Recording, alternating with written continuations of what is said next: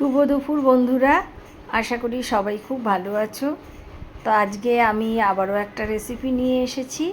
তোমরা অনেকেই এটা বানাও, তাও আমি কিভাবে বানাই সেটাই আমি দেখাচ্ছি। ভেটকির পাতুরি। তা আমি কিছু কলা পাতা এরকম করে কেটে নিয়ে আর একটু গরম করে নিচ্ছি তাওয়ার মধ্যে। আর আমি নিয়েছি সর্ষে বাটা, কিছুটা কাজু পোস্ত বাটা আর টক দই। তা আমি 500 গ্রাম মাছ নিয়েছি। এই যে আমি এই রকম ভেটকি নিয়েছি, ফিলে নয়। তো এই মাছগুলোকে আমি নুন হলুদ মাখিয়ে আর একটু লেবুর রস দিয়ে কিছুক্ষণ ম্যারিনেট করে রেখেছিলাম। আর তারপরে এই যে দেখো, সর্ষে বাটার মধ্যেও একটু নুন আর একটু কাঁচা সর্ষের তেল দিয়ে নিয়েছি, একটু হলুদ দিয়ে দিয়েছি। তারপরে এই মাছগুলোকে এখন কলা পাতার মধ্যে একটা একটা করে মাখিয়ে আর সুতো দিয়ে বেঁধে দেবো।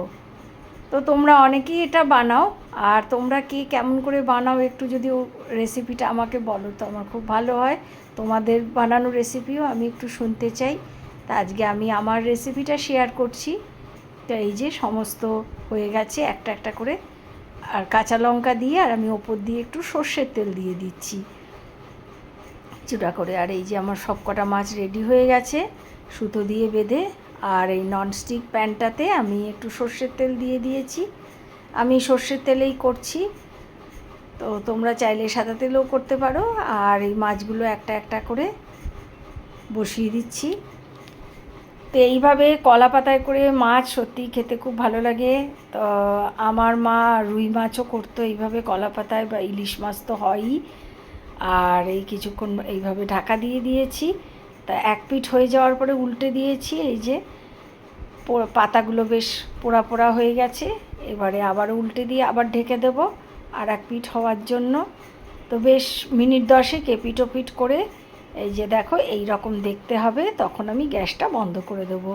সুন্দর গন্ধ বেরিয়ে যাবে, তোমরা বুঝতে পারবে। তো হয়ে গেল আমার ভেটকি মাছের পাতুরি। এইবারে হচ্ছে খুলে দেখার পালা কেমন হয়েছে। তো এই যে আমি কিছুক্ষণ রেখেছিলাম, মিনিট 10 তাওয়ার মধ্যে। এইবারে আমি এটাকে খুলে তোমাদেরকে দেখাচ্ছি কেমন হয়েছে। তো তৈরি হয়ে গেল আমার ভেটকি মাছের পাতুরি কলা পাতা। এটা ফিলে ভেটকি দিয়ে ভালো হয়, বা পাতুরির পিস করেও নিয়ে আসা যায়। তা আমি আজকে গোটা ভেটকি দিয়েই করেছি, যেটা আমার ঘরে অ্যাভেলেবেল ছিল। তো এই যে দেখো এই রকম দেখতে হয়েছে।